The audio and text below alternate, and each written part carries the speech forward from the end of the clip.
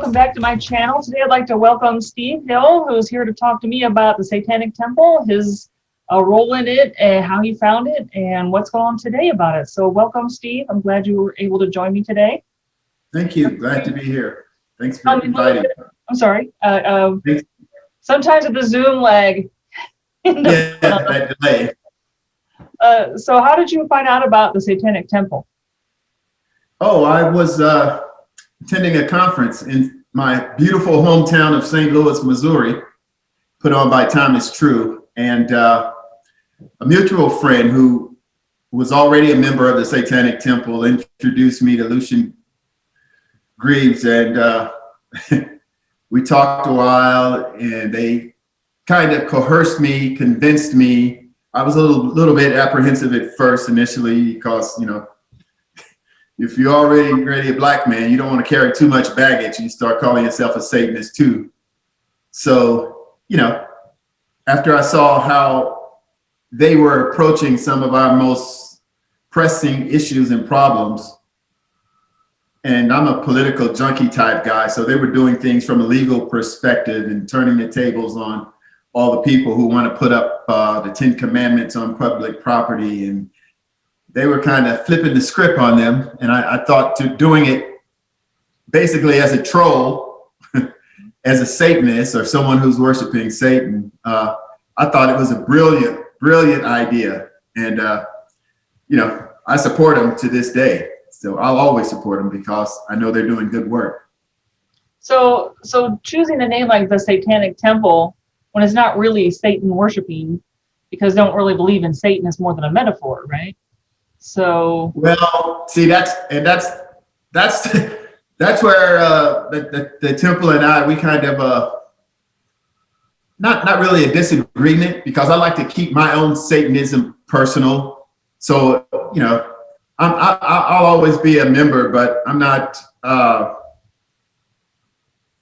would just say, from a theological perspective, I can't believe in anything. So to me, just personally, as Steve Hill, atheist comic, I look at it more of just trolling religion with their own BS, basically. I took one of I took someone out of the Bible that they could actually relate to and go, hey, I worship that guy, because the other guy, he hasn't done anything for anybody. He's really, you know, let's give Satan a shot. Okay. So you found these guys wanted to get involved. So what kind of stuff did you do?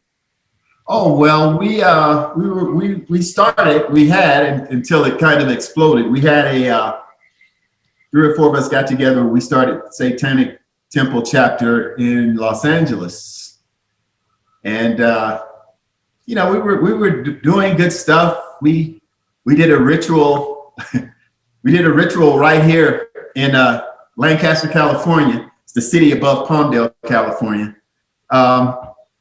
We did a ritual, drew a big pentagon around the city of Lancaster, and, you know, man, it brought out tons and tons of, I just say, believers.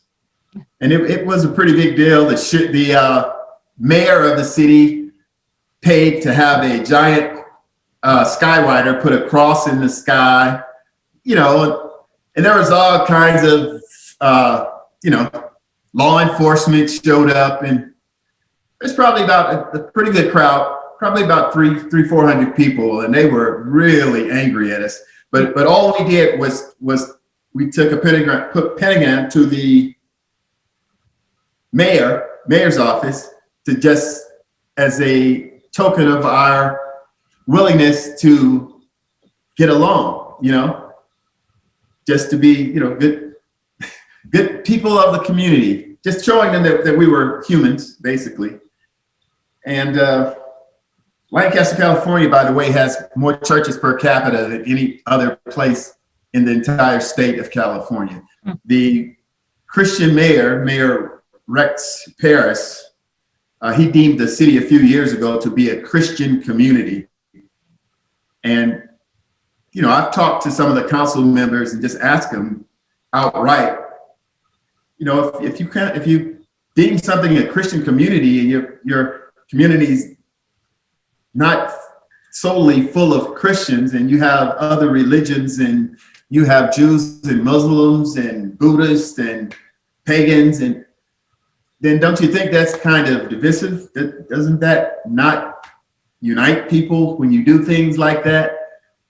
But, you know, the church people, they can never give you a straight answer. So, but it was just we were doing stuff like that. We would have beach cleanups, and I think we were giving away women hygiene products. We had a big event in Los Angeles where there was actually rituals, and and that stuff is, the cinematography of it and the optics of it is great, because it scares the hell out of church people.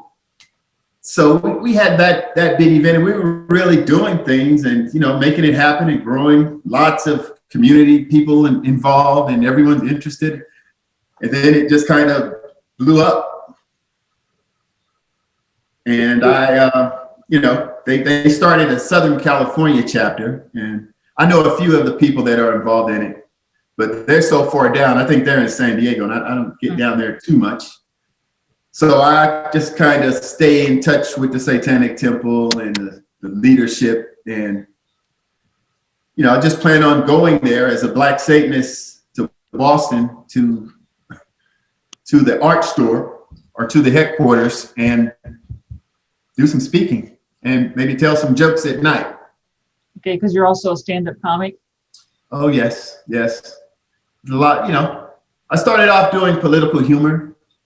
Right around the time Barack Obama showed up, I actually started getting on stage and doing political humor. And then I was, I would say, blatantly disrespected and discriminated against by one of the Black churches. I'm a former prison guard, and they had a program where they were trying to keep the Blacks and the Mexicans from fighting in the high schools. And I wanted to go and volunteer. And I found myself, make a long story short, I found myself in a prayer circle. And, afterwards, I kind of let the guy running it know, like, I'm not religious, I just want to help. And lo and behold, they never called me back. They never wanted my assistance, with everything that I felt I had to offer. But, I was keeping basically grown men from killing each other in the prisons. So I knew I could be highly effective with the kids. But because, and that's what turned my political humor into atheist humor. And then when it turned to atheist humor, I started doing conferences. I think the first one I went to was the American Atheist Conference in Austin. Then I did that again. Then I did another one. Then I went to DC for Secular Coalition of America performance there, and started doing some speaking with the Humanists in San Diego, just a great group in San Diego. And met Doug at a conference, and I've been a Satanist ever since. Hell Satan. All right. So who have you managed to troll lately then? Who have I managed to troll? If this is a trolling thing. Yeah, basically the whole area where I live at. I ran for state senate 3 times. The first time just as a write-in candidate. Then the second time I was actually on the ballot. That's when I ran as a Black Satanist. And I got a lot of ink. I got a lot of media attention, free media attention. I was in the Time magazine, online stuff. I was on TMZ, LA Times. People were interested. Like, what do they mean, a Black Satanist? What? So they would go to my website and see that I was nothing more than a big Bernie Sanders supporter. And I wind up getting almost 13% of the vote. Now, I don't know if you're familiar with elections in California, but 13% of the vote is highly coveted by politicians. I mean, our last congressional race was won by 333 votes. So if you can acquire a percentage of the vote,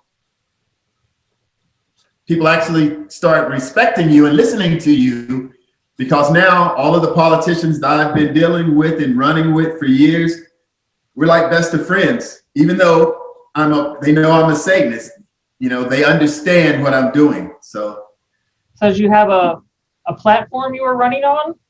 yes, I was running on education. I was running on education and over incarceration because I have dealt directly with both. Mm-hmm. You know, being a correctional officer and just seeing the massive amount of Black men in these prisons. It's just, you know, until you stand there on the prison yard and do a yard release or a child release, and then you got one door that's coming out of the cell block, and you just look, and for 10 to 15 minutes, all you see is Black men coming out of that door. It does something to you after a while. So yeah, and my wife is a teacher at my request. So we met. I told her, go be a teacher. Go and help, you know, go and we can cut off some of these. So she's been teaching for 23 years now. I've been retired for 20 years. I opened up an appraisal business. But yeah, I was running on education and over incarceration. You know, a lot, you know, you bring up reparations and people automatically start looking at a monetary figure and going, oh no, we can't give Black people money. Hell no. It's the last thing we want to do. But I'm thinking to make it much more palatable to the nation, I was thinking if we could get our reparations in education, where every Black descendant of a slave can, you know, as long as you qualify to go to that college, you can go there. I mean, who would it be hurting? Sure, there's some extra seats at some of these colleges. But yeah, that's how I would like for our reparations to commence one day, instead of giving people money. Education is something you can have, you know, the rest of your life. No one can take it away from you either. So yeah, that was my platform. And you know, I had support. I had the support of a lot of teachers, and got some donations from law enforcement. So yeah, you know, even if you're running as a Black Satanist, you know, if you can get people to really understand and just not have that vitriolic response when they see you and they actually talking, you know, I was out doing a lot of speaking when we could actually campaign. Then COVID came right after the campaign was over.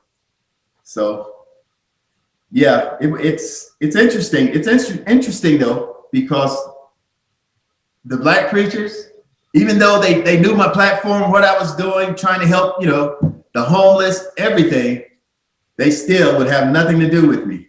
Mm. So I can understand. I got jokes too that I do on stage. It's like, why is it that white people don't mind that I'm an atheist or a Satanist? It's the Black people, which is kind of scary. No, that's a good question.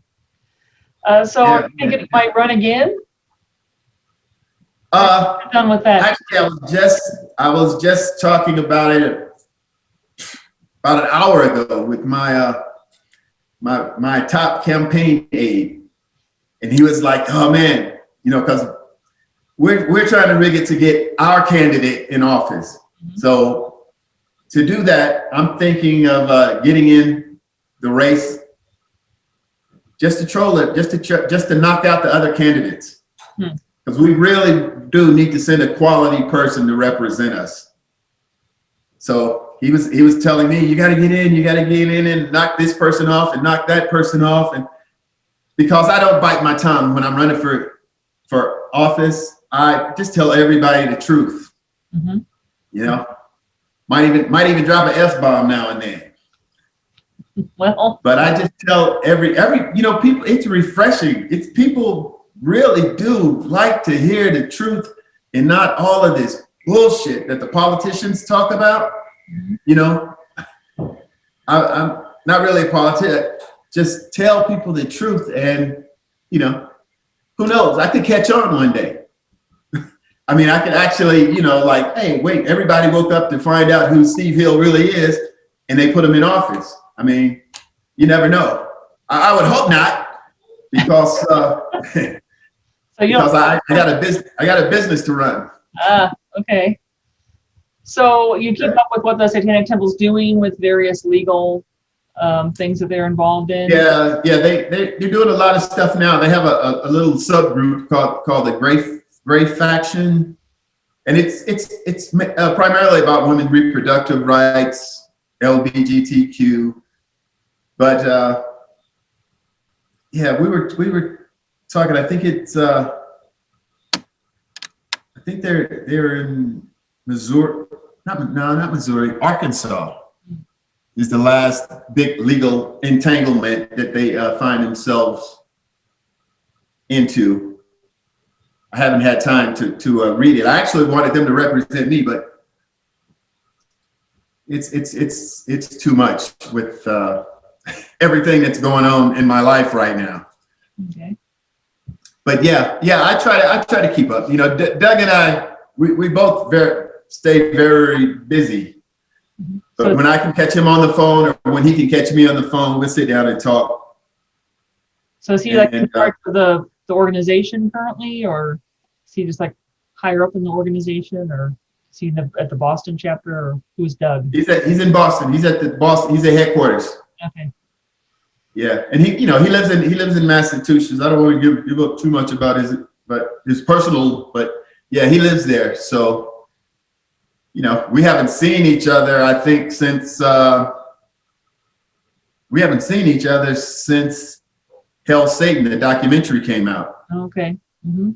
Did you see that by chance? I haven't watched it yet. I've had it recommended to me, so I do want to see it. Yeah, it really turned out well. I was only in it briefly a few times, but it was, you know, how they explained Satanism and the whole advocacy angle. It came out very well. I was proud. The producer, Penny Lane, I met with her out here in LA, where she did a great job. But yeah, I recommend it to all. Hail Satan, the documentary. And I'll put a link in the description also to their website, and you can sign up for their newsletter. I get it every Monday morning, so I'm pretty sure that it's, you know, easy enough to sign up for. I've done it. So you can kind of keep up and see where they're currently suing to get the 10 Commandments out of some public space or whatever it is they're doing. Yeah. Sweet. Yeah. So yeah, that's always a low hanging fruit right there, because it's so blatantly clear. It's like, you know, if you don't want our stuff in there, what gives you the right to put your stuff in there? You know what I mean? So yeah, that's why it's a good idea not to have your religious bullshit on public property. So do y'all have like more than one Baphomet statue you take around, or like there's just one who gets to be like really well traveled? Yeah, that one got a lot of frequent flyer miles on it. I think I'd like to see it in person, I'm sure. Yeah, but yeah, we're gonna, you know, when this pandemic thing is over, we got to get one for the West Coast. I don't care if I have to donate the funds to do something. I'm getting ready to do a comedy special, so I might take some of the money out of that and have a Baphomet for the West Coast. Might even actually purchase some property to have a temple. Okay. So you're obviously then still doing the stand-up. If you're doing a comedy special, is that going to be somewhere where people can find it on television somewhere? Oh yeah. I got a production team already in place and ready to go. But my thing is, I'm not going to like do it on Zoom. I'm going to wait until everybody's vaccinated, because I want a live audience, because I like just the energy of having a live audience, the feedback from the audience, the look on their face, the look on their faces when I say some of the things that I say. Yeah. But yeah, that's I'm working on that now. You know, these Donald Trump and QAnon, they are giving me so much material. I'm like writing different jokes every other day. And not really, I need to really nail down this 45-minute set, but it's difficult when they keep giving you jokes. Yeah, they almost kind of lap themselves, though. It's like, you know, The Onion. I stopped reading The Onion years ago, because it's like, how the real life is getting to be more right. And so right. Truth or fiction.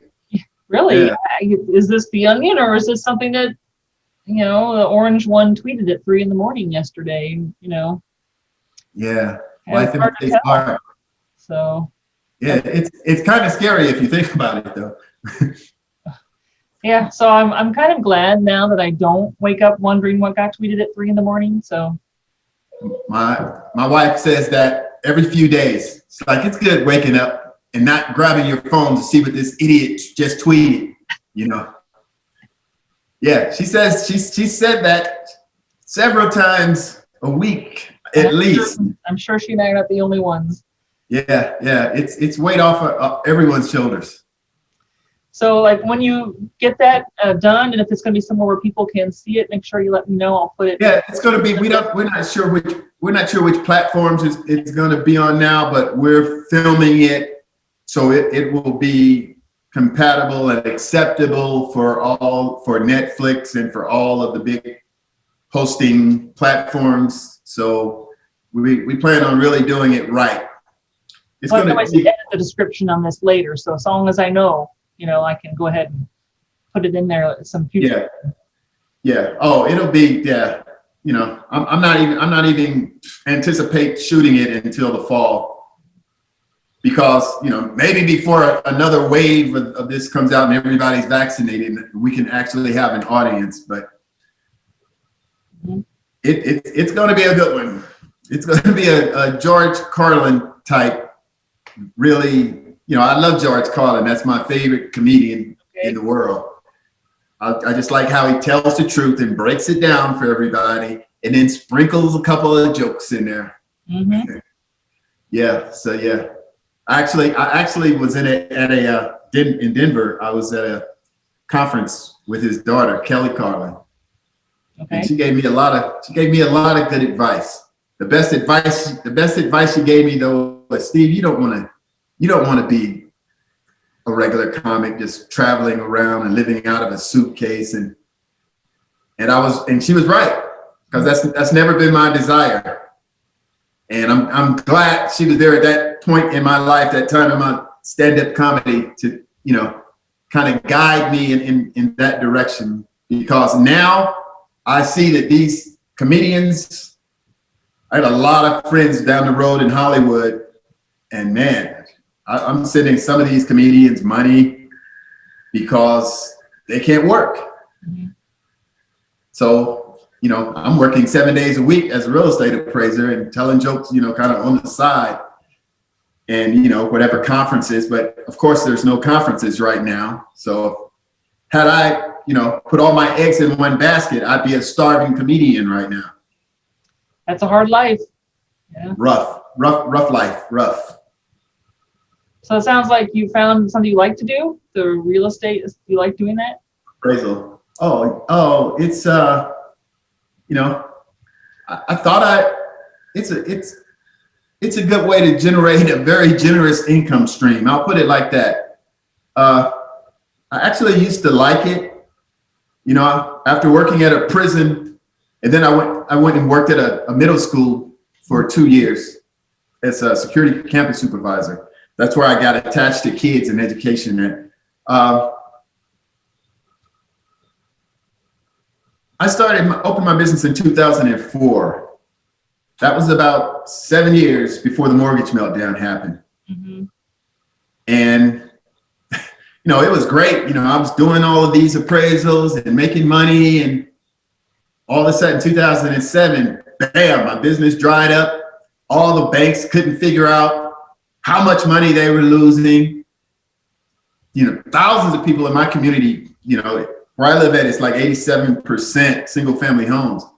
And I mean, thousands of people just walked away from their homes. A lot of people just left them, just couldn't, Mm-hmm. They weren't worth it. They weren't worth it anymore. So the market crashed, and I saw that nobody went to jail, and coming from working in a prison that's full of black men, and then I see the world market crash, because the Glass-Steagall Act was basically dismantled by Bill Clinton, and then, the whole political thing. Anyway, when I saw that, the way I looked at my job kind of changed. And for one, I started taking it much more serious because a lot of real estate appraisers got blamed for the mortgage meltdown. Mm.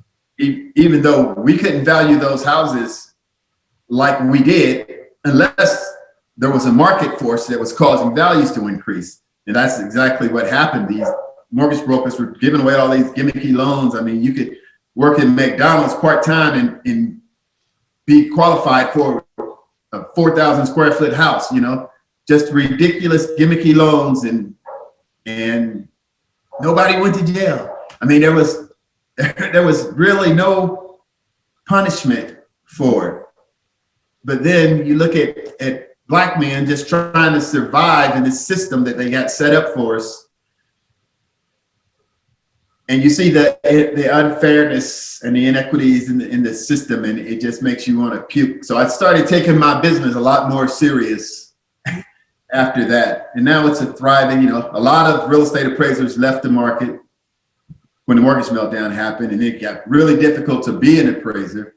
So then I felt like, man, this job here, you basically are being hired to tell the truth about the value influencing characteristics of a property, but it means a lot, you know, for people, and as it relates to like really one of the most important economic indicators in America. You know, I think it's like real estate is like the third biggest for our gross domestic product.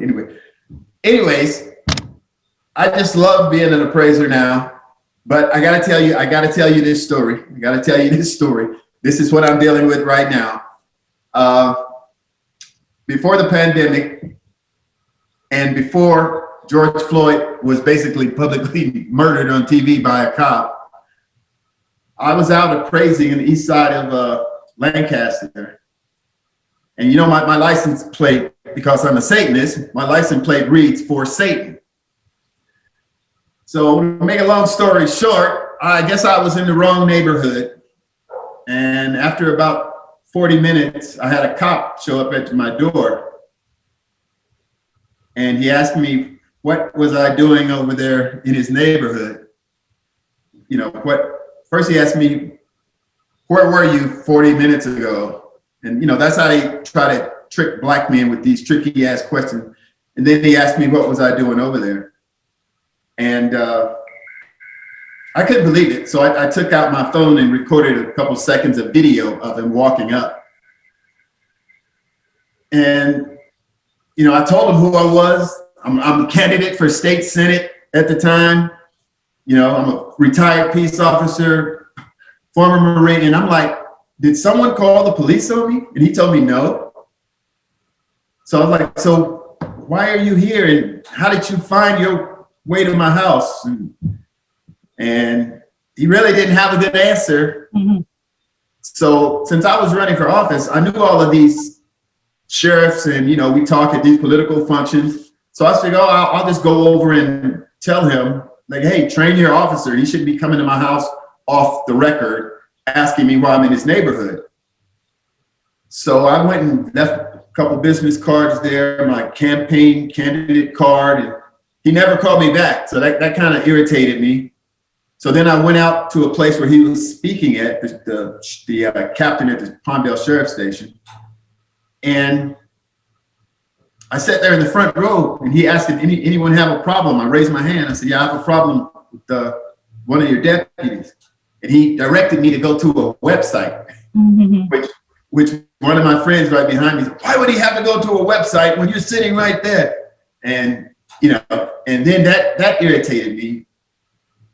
So I said, you know what? I'll file a complaint, and then I'll file a lawsuit. So that's what I'm doing now, is I'm suing the Los Angeles County Sheriff's Department. Okay. And it's going to be a humdinger when we get to court, because I have them caught in several lies. You know, it's going to be amazing. It's going to, and you know, my attorney doesn't want to. He wants to do the ethnic thing because it's easier for him, but I want to do the religious thing because my license plate says "For Satan," and that's what was used to track me down to my house. I mean, this guy tracked me down like I was a runaway slave. Well, when that gets resolved, you have to let me know that too, and I'll put that in the description. Everyone can know the way the story comes out. Yeah, yeah, yeah. I'm see, since I have all of these political friends now, I have one that's actually going to talk to the sheriff for me and go, hey, because right now they're trying to keep me out of court, of course, because they don't want to hear the truth. But someone's got to expose these people for the things they do. And we need body cams in our area. I think if the cop would have had a body cam on, it was no way he would have paid me that off the record visit. Mm-hmm. So yeah, they can't control themselves when they see certain things. So, any final thoughts you'd like to give on the Satanic Temple or your comedy stuff? And I would just like to just kind of inform everyone that I will be in Boston at the headquarters, Satanic Temple. Once everybody gets vaccinated and we're all safe to go, I'll be giving a presentation, a lecture there, talking about basically everything from 1863 up to current times as it relates to African Americans in politics, and why we keep on worshiping the same God of the people who used to own us. I'll be giving a presentation on that, and then I'll probably be telling jokes in the evening. But I'd like for everybody, and yeah, I'll always be supporting the Satanic Temple. All right. And I recommend everybody else, the whole nation, just turn into Satanists. Okay.